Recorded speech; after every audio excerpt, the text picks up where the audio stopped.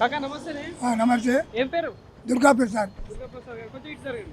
దుర్గా ప్రసాద్ గారు ఏం చేస్తుంటారు? నేను లాయర్ గారు పనిచేస్తా.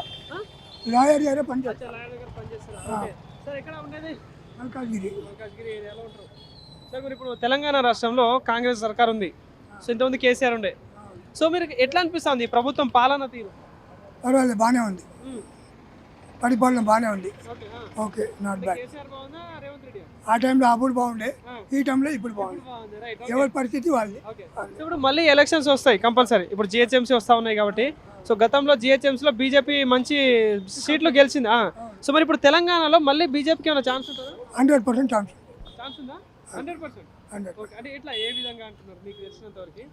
భక్తితోటి, దైవ భక్తితో. దైవ భక్తి. ఓకే. అంటే హిందుత్వం. ఓకే. ఓకే. సో అంటే ఇప్పుడు అధికార పార్టీ ఏమో కాంగ్రెస్ ఉంది, ఇంతకుముందు కేసీఆర్ ఉండే.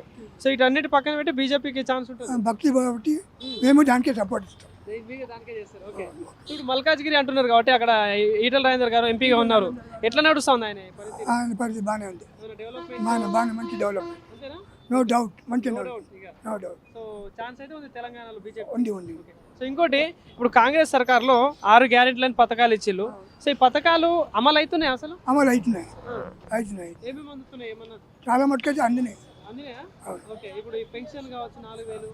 ఇంకా 4,000 రాలే, 2000 రన్నింగ్. 2,000 వస్తుంది. 2,000. ఓకే. ఇప్పుడు ఈ సన్న బియ్యం ఎట్లుంది? రేషన్ బాగానే ఉన్నాయి సార్.